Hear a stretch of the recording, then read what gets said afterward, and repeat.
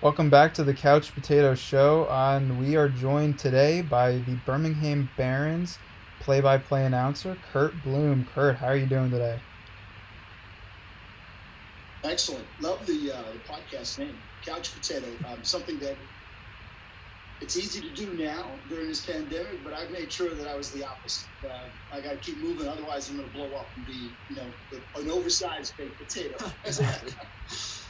Absolutely. So the Last Dance finale was this past Sunday. What were your initial reactions upon seeing the Last Dance? What was really neat for me is to watch it with my daughter. And this is the 33rd year that I'm in baseball. And it's the first time ever I've been home in May or April or, most likely June, July. So to watch the story, and one of the great pictures we have is of my daughter in Michael's hands. So to me, watching it in itself was great, but to watch her watching it and find out about, revealing what this guy was special. The way that we looked at it, and we, believe me, all of us still involved talked about it, is that the rest of the world got to see what we held in our own hands for 150 days back in 1994, and now this thing peeled open and allowed a lot of other people to take a look at it. So what was the now obviously you said you spent the 2 weeks, not 2 weeks, the 150 days with Michael in Birmingham. Um, do you have any crazy Michael Jordan stories that you'd like to share? Well, I have a lot of stories, and some I would not want to share. That's absolutely true. I start off every story by telling everybody that in those very small sliver of moments, he was just Mike. He wasn't MJ. He wasn't Air. Wasn't anything but the Barons right fielder, and that's what he wanted to be. He was extremely generous. He was cooperative, friendly.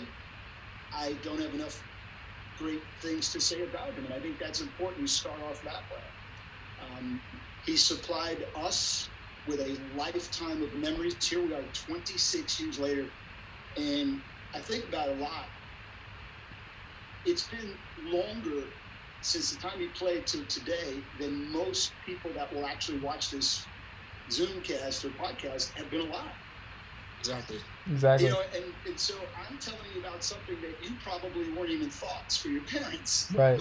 And that's what I get a kick out of that. But it just shows you the magnitude of Michael. And then highlight moments include certainly his first at bat, his first hit, the home run, which was magic, my one interview, 1-on-1, and then the basketball game, the 3-on-3 that we played in August. So. We fill up this Zoom and podcast. That's why you're speaking, because there's so many good things to talk about. Yeah. I just had a quick question for you, Curt. The documentary highlighted a lot how Michael loved playing baseball, because it was kind of his escape from being the fame and the spotlight of basketball. To you, did it seem like the same, that he was more laid back and more calmed down than when he played basketball? Absolutely. And again, trying to fit it into the locker room, this is a great question people have asked me about. Was he a leader? No, that wasn't his job. He was in somebody else's world, so he was a follower, and he was very, very happy with that role.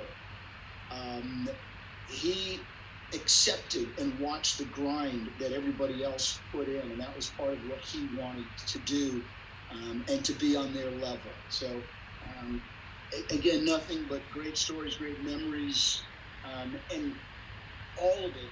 Somehow it's still here. A lot of people say, well, do the Curt Bloom book or an audio or whatever. But I've got it, and it's no one can take it away. And I think that's the best place to keep it. Yeah. So you mentioned the infamous 3-on-3 basketball game. Can you tell us more about that and what went down that night? Well, the guy who I set the pick against is still reeling. He's probably still recovering at a hospital. The Barons, like any sports team, and I hesitate to say any minor league team, you can go into a hockey room and those guys have played baseball, football, basketball. Go into a basketball room, you got soccer players, baseball players. So our Barons team was filled with athletes. And we played Sunday day games, and there was a subdivision and an asphalt court that is 2 miles east of the Hoover Met. And most Sundays, there'd be a good pickup game going on. And the guys had asked him to play often. And it was early August, and, you know, out of the corner of my eye, you see the Mercedes pull up into the little subdivision, the MJJJ 23, that was his license plate. And you say to yourself, is this really happening? I mean, the whole season, to me, I really pinch myself, is this really happening? But that was another, level. And it just happened that we divided into 3-on-3, and I was on his team. We didn't shoot free throws to figure that out or do anything like that. And so the ball comes to him, and I go like anybody would. I set a pick. Now I remember putting my hands together like this, and he looked down on me. He's 6'6". He's 6'6", and I'm 6 foot. He looks down on me and goes, "CB, I don't need that." And it's my one hoop story. I'm sticking with it. It's my banquet story. When I tell the stories at luncheons and dinners, that's the one I use.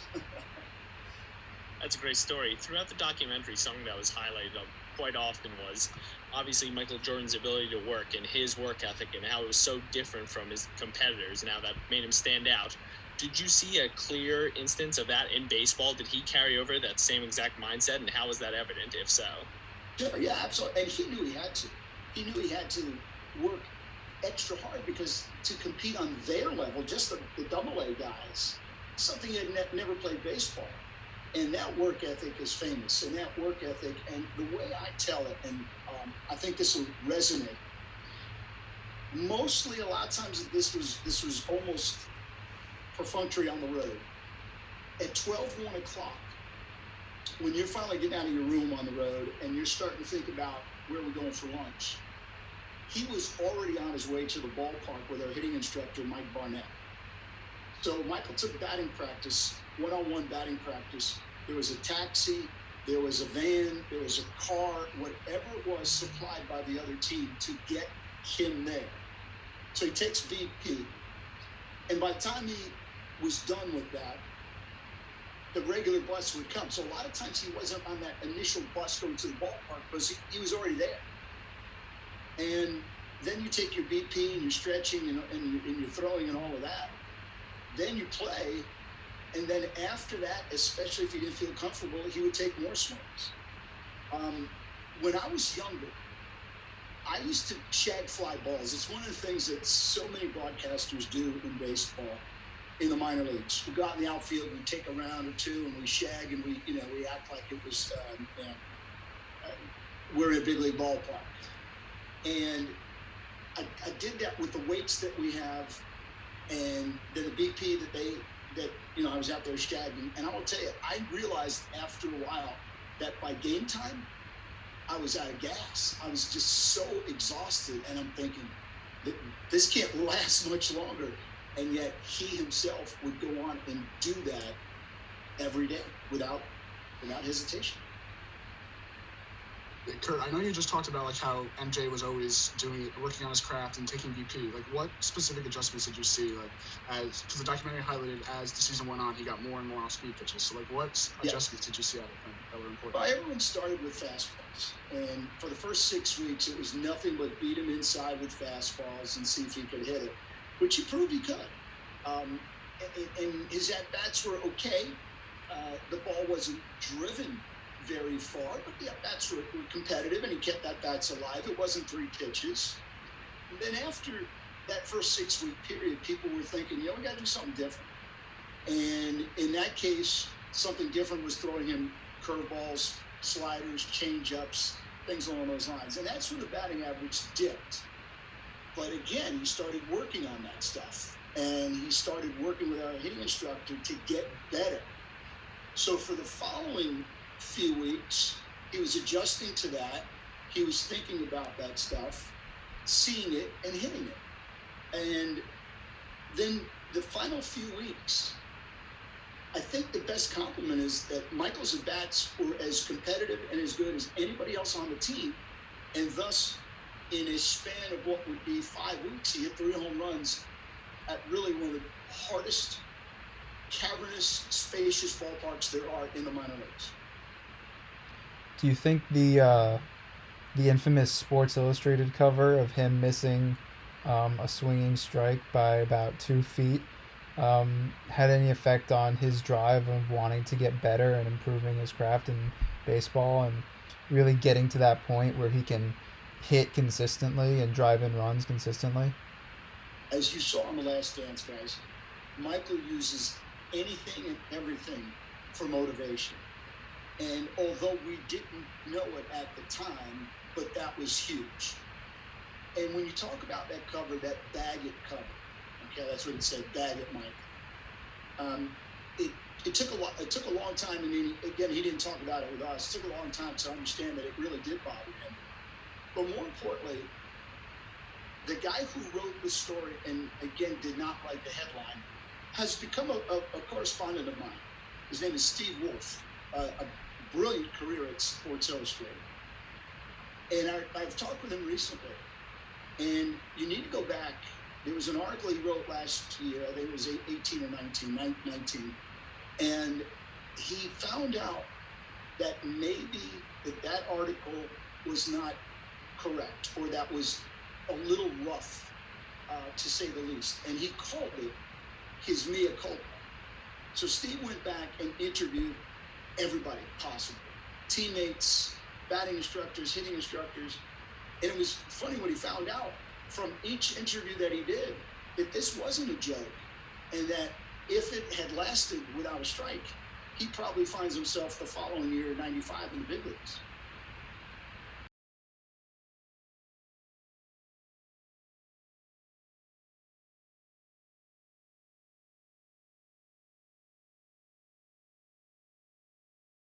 Starting pitcher Gary Wilson back in the second took a hit away. And he skied deep to left center when he hit the ball to the warning track. And that was in the fourth. And then in the sixth, Jordan pulled the ball a little bit more. Missed by 2 feet. Fly ball deep to left again.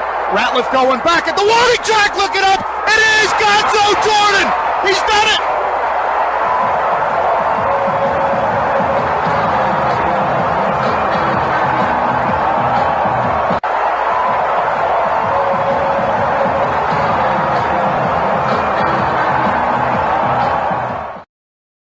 Thanks a lot to Curt Bloom on sitting down with us and taking the time out of his day to answer some questions with us.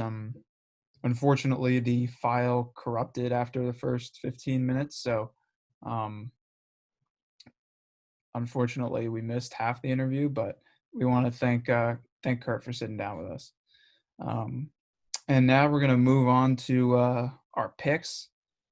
And we're going to review our picks from last week. So last week we sat down and picked the Coca-Cola 600. We made picks for that. And none of us won, unfortunately. Eric, who was your pick for the Coca-Cola 600? I had the same one as you, I believe, Martin Truex Jr. That's true, yeah. Yeah, and he had his moment in the sun, but it didn't pan out. Yeah, he was leading a lot of the race. And when he wasn't leading, he was in that second, third, and fourth pack. But in the end, Brad Keselowski takes home the checkered flag with a bit of controversy. Chase Elliott, I don't know if you guys were watching, but Chase Elliott decided to enter the pits. He was in second. He was winning at the time. Huh? He was winning at the time with 2 laps to go, and he decided to enter the pits at a caution lap. Yeah. and leading, lost the lead decided right to after enter they the started up pits. again. Decided to enter the pits with two laps to go, and then ended up coming in second and eventually losing the race. So he fucked up there. So no one gained points from that, unfortunately. Sorry, Eric. I know you wanted. You're good. You're good. I know. I was just gonna say that. I know you really needed the points. Desperately. We also saw this past Sunday the Champions for Charity match between Tiger Woods and Peyton Manning against Phil Mickelson and Tom Brady. You guys watched the event. I did not. What did you guys think of that? Yeah, I thought it was really interesting overall. Frankie, you're not gonna lie, you had me sweating there at the end. Phil had we were coming back, man. Yeah, we were almost there. He really, it was so close. He had a few putts down the stretch where if he hit those, we could have been looking at some extra holes, some overtime, if you will.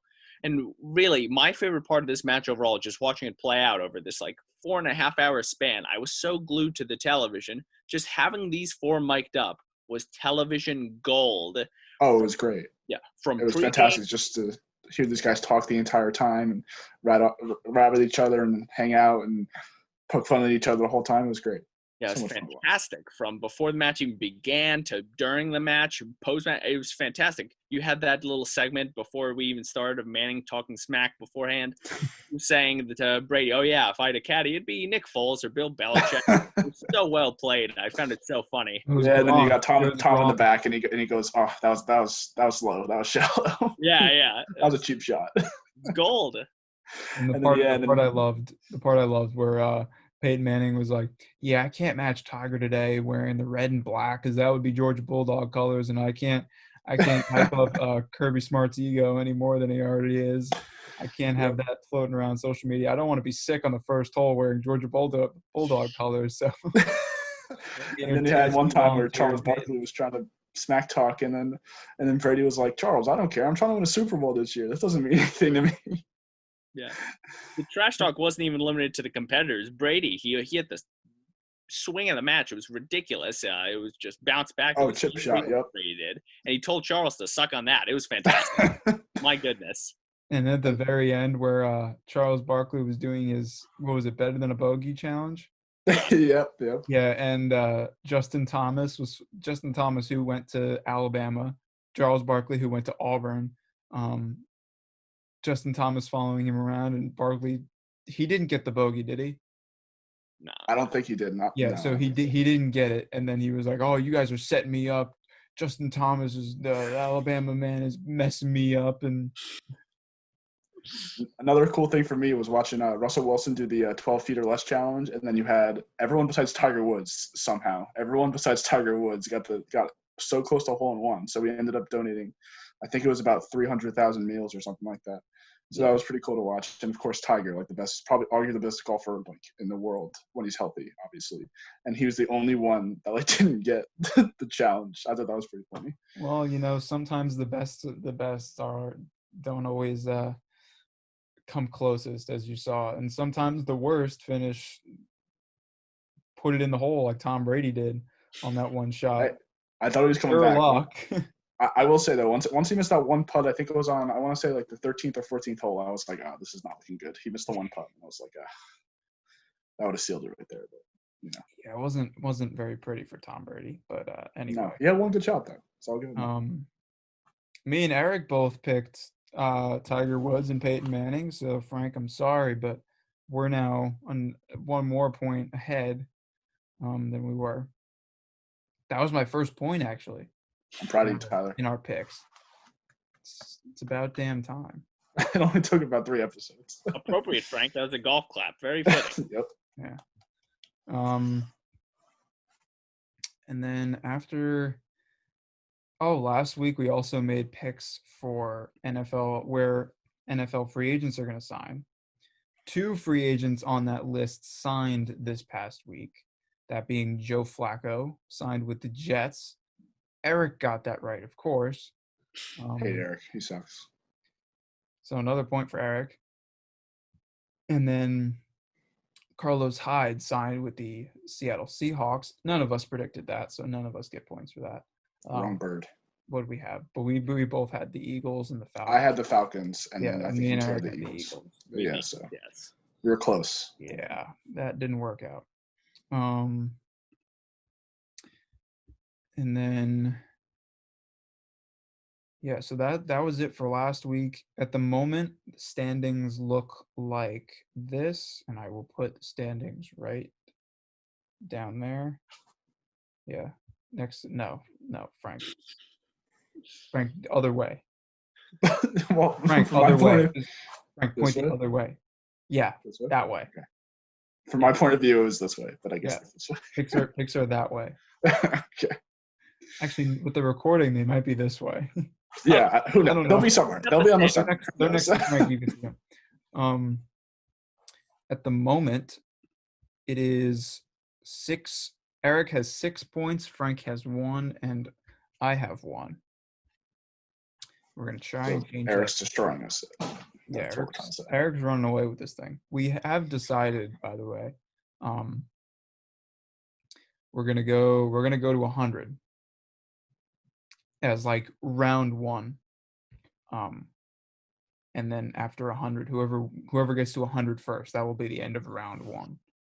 And then we can keep track of whoever has won whatever rounds or whatever. We'll cross that bridge when we get there, but we're playing to 100. So keep that in mind. Frank, we're very close. We're 1% there. We're clawing through. There. We're getting there.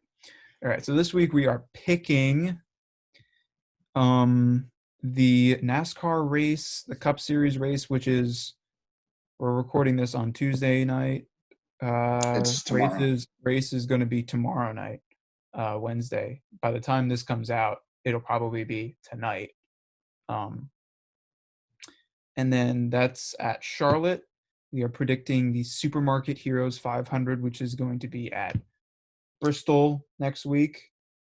And then after that, we have a UFC main event this weekend. Correct, Eric? Yes, that's right. Yes, between Woodley and Burns, man from Brazil. We'll be picking that as well. So 3 picks on the line. 7 points up for grabs with 2 NASCAR races, each being worth 3 points. So we'll start off with the Alsco Uniforms 500. Eric, who do you have winning? You know, for Chase Elliott, it has been a very, very strange season so far. It has been riddled with bad luck. But on Wednesday night, I think he will finally be able to get his first win. It changed the tide of this season. Chase Elliott looked so fantastic in the Coca-Cola 600 before the controversy with the last couple of laps. We touched on that. It was insanity. And let's not forget, not only that, but also, without that crazy crash with Kyle Busch at Darlington, you're looking at 2 possible races that Chase Elliott could have taken home. It is insane. Well, Chase Elliott was in second place in the race where Kyle Busch took him out. So he had the possibility of winning. There's possibility. But first place, it wasn't like he was right behind first place. First place was a long ways away. That's fair, but my point is, Elliott is so consistent, and I got the stats to back it up. He's starting 19th, middle of the pack. That's whatever. He could overcome that. He's the most quality passes from any driver in the Cup Series thus far, and he's second in average running position for the season. So I have such confidence in picking Chase Elliott to get the win in Charlotte. All right, Frank, how about you? You know what?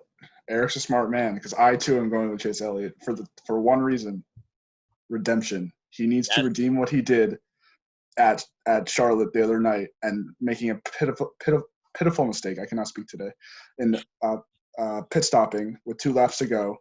I'm sure he had his reasons. I just don't think it was a good decision. So I think he will redeem himself and come off with the victory tomorrow night. You guys are pissing me off. With my pick, I'm picking Chase Elliott. Oh, God.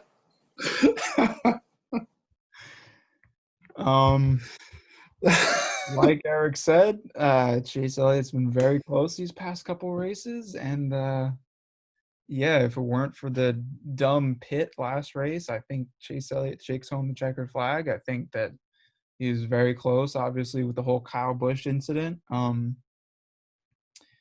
think he's got the car and he's got the pit crew to do it. So I think Chase Elliott, just like you guys, Now, since we all have the same pick, do we want to make a second pick? I was just about to say, I got a second pick in mind right now. I also have a second pick in mind. So what we'll do, because we all have the same pick. Chase Elliott wins. We all get 1 point. And then we're gonna make picks again. If our other pick wins, you get the 3 points. If they finish 1-2, you get the points for whoever came in first. So if Chase Elliott comes in first and your other guy comes in second, you get 1 point. If your other guy comes in first and Chase Elliott comes in second, then you get 3 points. Okay. So that's how we'll do it. So Eric, you got a guy in mind? Yes. And for me, I swear if we all pick the same guy, I'm gonna be pissed. We're gonna call it. We're gonna move on. I hope not. But for me personally, I do think Elliott's the favorite here. But, and this is a bit more of a dark horse. I'm going a bit more out on a limb with this pick. But with all the circumstances here, I like Alex Bowman as a dark horse in this race. And I have a feeling Kyle does too. Frank, tell me you don't have... I do not have Alex Bowman. So we will have a choice. We will have a race. There's a silver lining here then. With my second choice, I'm going to take Tyler Reddick. And for this reason, because he won last year in this event, he won, it was a 300 last year. He won, and I'm going to go with Tyler Reddick. So we will have a race. Right, we're both going to be voting for Chase Elliott. And you guys are going to be voting for Give me a second, because now I don't want to pick Alex Bowman. Tyler's third choice. Shit. Eric, fuck you. Oh, fucking messed up.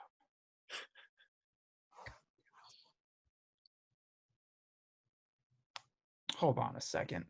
I gotta pull up the list again. All right, there's some controversy here, ladies and gentlemen. No, you could have made this easier for me. Never. Hey, that just proves that we all have the same terrific sports minds. That's all that proves. I don't know if I'd call it terrific, but yes. We all have that same sports mind. It's not very good, but it's the same. Exactly. Yeah. Just as brilliant minds. You know what? Like so do minds like ours. You know what? I'm gonna say fuck it. We're going with old reliable. Taking Kyle Busch in the number 18 car. Okay, all right. That's always a solid choice. It's never wrong. Yeah, you just when in doubt, go with old reliable. Okay. Yeah. So to set the scene here, if Chase Elliott pulls it out, we all get 1 point, correct? Yep. Chase Elliott pulls it out, we all get 1 point. Yes. If Alex Bowman wins, Eric gets 3 points. If Kyle Busch wins, I get 3 points. Frank, Tyler Reddick. Yeah. If Tyler Reddick somehow wins, Frank won last year. Frank will get 3 points if Reddick wins. Frank will get 3 points somehow. Tyler Reddick wins. We'll see. Tyler Reddick even. He was on the projected list where is he sitting in the polls? Probably not well. 13th. Okay, that's not too bad. Not terrible. Kyle Busch is 17. Where's Bowman in the polls? Isn't he? Bowman's 2. He's up there. Yeah, he's definitely up there. And our boy Chase Elliott is 19. Yes. So we got a mixed group here. Oh, Jimmy Johnson is last. Quick note on Jimmy Johnson. Yeah. I know Eric's about to say this. From last race at Charlotte, I don't remember what day it was. Someone remembers, they can say it. But he got disqualified because some part of his post-race inspection got failed. So he moved from second place all the way down to 40th place. And I think I saw it on ESPN. It's like 120 races in a row that he's now lost, which is rough. Yeah, he's a future Hall of Famer in NASCAR. And unfortunately, this season is his last season. He's Yeah. calling it quits after this, and so close in this last race. He was leading for a good number of laps. Well, even if he won, he wouldn't have won because he failed the post-race inspection. That would have been crazy if he had Yeah. won and then they had called it off. That would have been some Talladega Nights type shit right there. Yeah, we had so many people leading in that race before. It was crazy. Maybe it's because of the length of it, but Kurt Busch had his moment. Yeah, I mean, it's 600 miles, so you're gonna have. My pick, however, never led. Eric, it's like if the three of us were to race from where we are in northern New Jersey down to Atlanta, the same person isn't going to be in the lead for this. You'd see some switches for sure. It makes sense. Yeah, I mean, 600 miles, you're going to see switches here and there. Fair. All right, so let's move on to the next race, which is going to be this coming Sunday, the Supermarket Heroes 500 at Bristol Motor Speedway. Now, some background info for you guys. Before this episode, we were just discussing the Bristol track, and we revealed to each other our original pick for this race. Singular pick. We all had, just like we all just had Chase Elliott winning, we all had Kyle Busch winning this race. Same minds. So, what we're doing is the same thing that we did last race. 1 point for Kyle Busch, and then 3 points for whoever else you pick. Second pick. So, without further ado, Frank, who's your second pick for the Supermarket 500? For no particular reason, because of course I had all my research done on Kyle Busch, so I'm just picking him out of the blue. If someone takes my pick like Eric did last race, I'm gonna flip. Well, I gotta give my man hope, so I'm gonna take Elliott for this race because I couldn't take him for the last race, so I'm gonna take him for this one. Okay, fair. All right, Eric, what about you? Just like you went back to your old reliable and Kyle Busch, I got my man Kevin Harvick. I love him, man. You know I do. He's gonna have to take him out for a steak dinner by the end of the season. I believe it. He sits at the top of the Cup Series standings with a win and top five appearances already. Is insane. He's been doing work. He's led more laps than anyone. 328 has the 10 lap advantage on the next closest driver. This guy is unbelievable. I'm telling you. So my pick is going to be somebody because I can't take Kyle Busch. So I got to take the next best thing, his older brother. You can take Kurt. Yep. And hold on a second. I'll pull out some stats for you. Kurt Busch has 4 career wins at Bristol, 1 less than his brother Kyle. Well, now we're just screwed. He has won this exact event in 2002, 2003, 2004, and 2006. It's been 15. What year is it?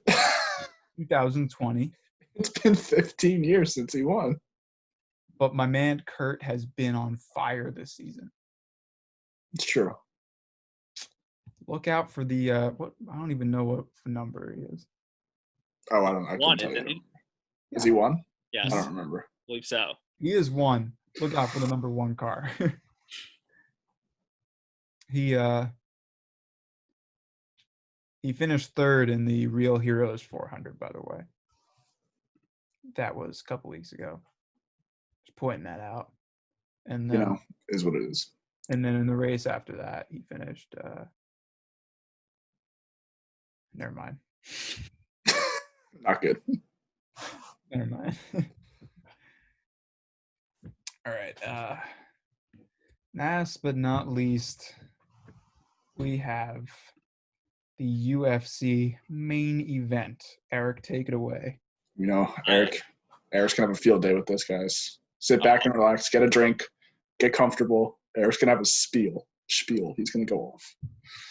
Frank, you called it. I am so excited for this main event. Some people are saying it's a mismatch, wishing that Tyron Woodley were to take on someone like Colby Covington or some kind of bitter rival. But in my opinion, before I say anything with the prediction, Gilbert Melendez is a great, underrated, underappreciated fighter. He has good stand-up. He's shown it in the past. Phenomenal on the ground with his submissions. That being said, Tyron Woodley is one of the best fighters in the UFC when he is confident in his abilities and when he sticks to his game plan. Specifically, he needs to keep going forward, set up combinations on the feet. You can't just look for that big right. You got to throw some jabs with it. And he's got to use that rich wrestling background when necessary. Do not let recency bias fool you. When he dropped his strap against Kamaru Usman last fight, he was not loose inside the octagon. It was so plain to see for anyone watching. Just like he was not loose in his previous loss before that to Rory McDonald, which we need to go back to 2014 to reference. This guy was on fire before his last fight. And guys, you do not defend the UFC welterweight belt 4 times by accident.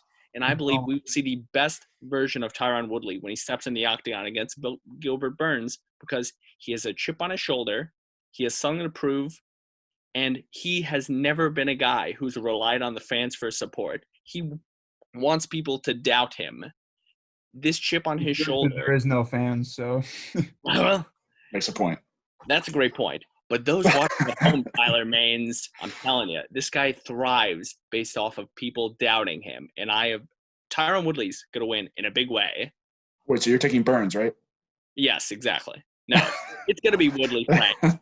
This guy, you're going to know very quickly, first 15 seconds of this fight, if Tyron Woodley goes out there and is like, all right, let me feel him out, go slow, not going to be a good night for me. But if he's out there and he looks loose, moving around, juice is flowing, it's going to be a bad night for Gilbert Burns. Now, I just want to point out one thing. You said that how many times has he held the belt? 4. He defended the belt 3 times and actually retained it when he tied Stephen Wonderboy Thompson. That's on the fly, too, so I believe. You could fact check that, but I believe that's correct. So he defended it 3 times and retained it once. Yes. For everyone at home, yes. Defended the belt 3 times, retained the belt once. So that's a not good percentage right there.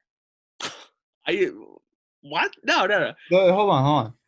So he's only retained it 1/3 of the time. So you're saying that 2/3 of the time he has lost.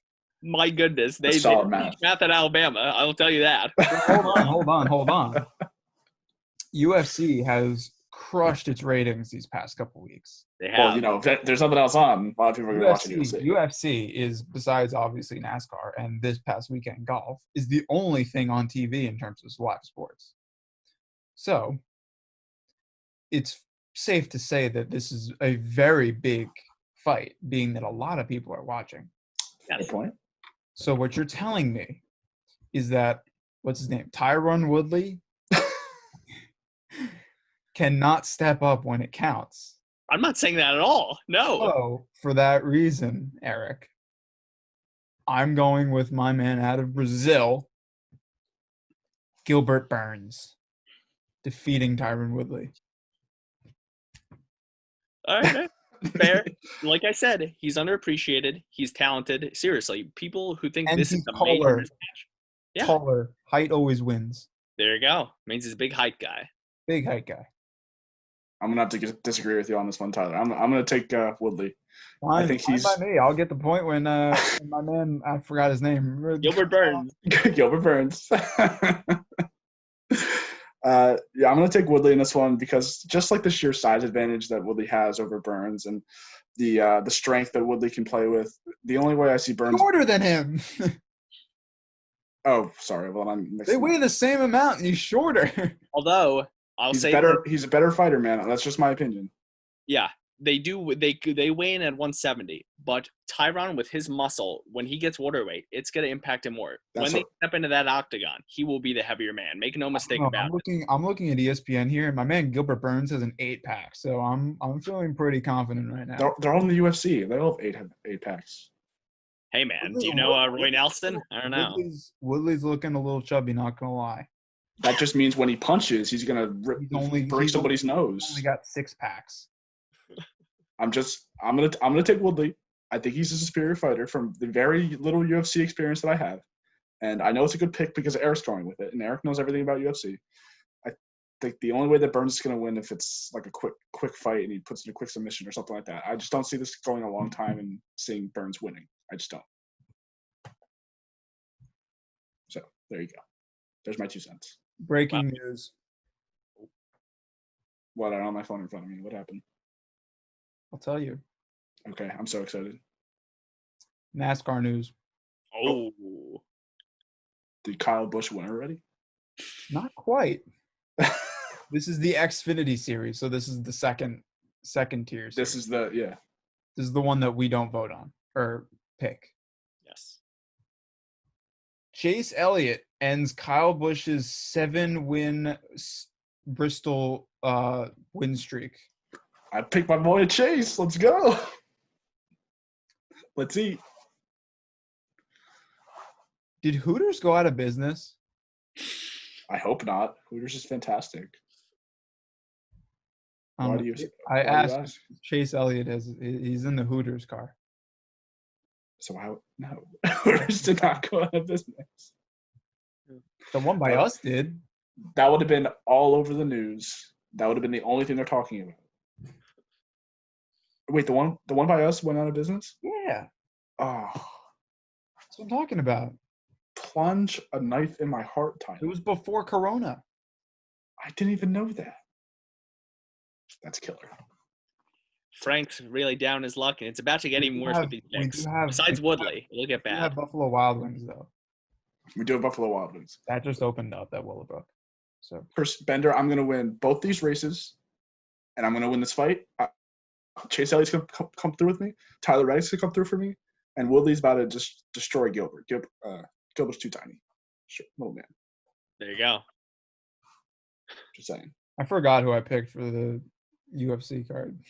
You picked got burned, Nate. That's the third time you've forgotten his name. In the span of like 5 minutes. He's a confident man. You can tell. He speaks with conviction, Tyler Maines. He knows his pick. He definitely does. Yeah. I'm not feeling confident, though. Well, then you should have picked Woodley with me and Eric. That way we could all have the same picks for everything this week. No, because then I can't make up, like... It's a strategy, you know? Yeah, I can't... It's a strategy. It won't win him any points, but it's a strategy. You can't pass Eric if you pick the same thing that Eric does. All right, well, for a UFC fight, it's different because there's only two options. For the NASCAR, God knows how we all had the same pick for 2 reasons. Twice. Yeah.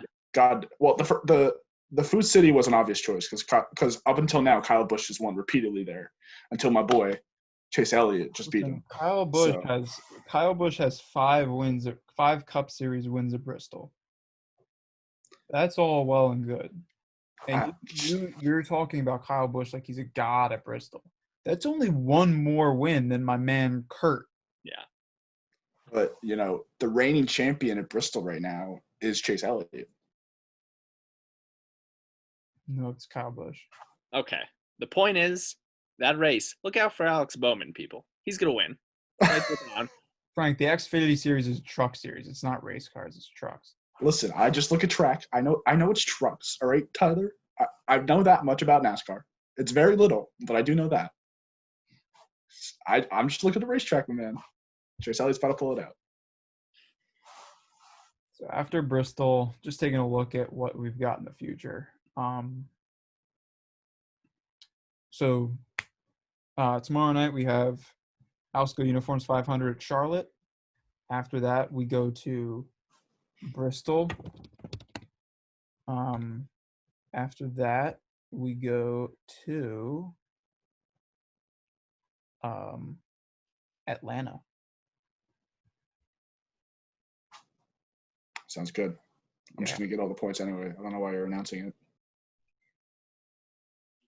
Just wasting oxygen. I'm just taking a look ahead at what's So you can lose all the points? That's sad. You shouldn't do that to yourself. You should wait. No. Frank, in order to pick the right player in the game, you have to do your research well in advance. We can kind of see that, though. You guys can't see it. That's Michael Jordan right there. You guys can't see it, but there's a whole pad of notes, before we all had the same. Shot over Mr. Carl Malone, and then before we all had the same picks for races, there were notes. Yeah. So I will say this though, I might look stupid to everyone when it comes to you already do UFC, NASCAR, UFC, and football. But once baseball and basketball start, I'm making a comeback in the points department. I will say that. By the way, next week we're doing who he play for, or for whom does he play for basketball? Copyright. For whom does he play? For whom does he play? He misspoke. Shaq, you guys didn't see Insert that. graphic here. Mr. I Editor think did that. I think me and Bender are gonna play, right? I think. Yeah. Because it would not be fair if I played. I'd destroy you in anyone besides football.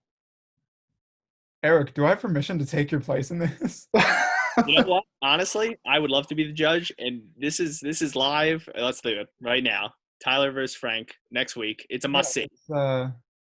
We'll square down, Frank. You can show off. Are we doing basketball or are we doing something else? No, Yeah, we're doing we'll basketball. Stick with basketball. Okay. All right, bet. I will happily be the judge because this is a grudge match you gotta see. You think I'm not sitting here studying my butt off for a week?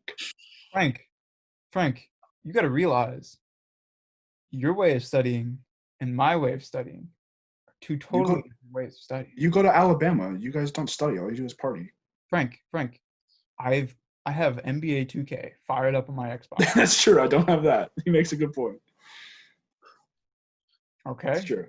All right. We'll see. I'll let my game do the talking. That's all I got to say. If you go on Xbox and look at how many hours I've put into that game, it is an unhealthy amount. Is that a good thing or sad? It's a bad thing, but in this case, it's a good thing. Fair enough. Well, we'll see. I'll let my play do the talking. I'll just whoop you. I'll beat you like 5-0. I might even let you go first. Or no, I might even make myself go first every single time. And give me a disadvantage of not knowing your Why? So I'll have out of 29 teams to pick from instead of 1 of 30? No, you All right. Okay, whatever. We We'll got do the ultimate thing. We got it. That's for next week. We'll sign off for this week. You guys have anything else to add? Well, All right. Ricky Bobby, I'd like to think we all piss excellence in our own way. Inspirational. Positive words to end the week. Instagram is down. Instagram is down right there. YouTube is that way somewhere. Yeah, let's end it there. All right, adios.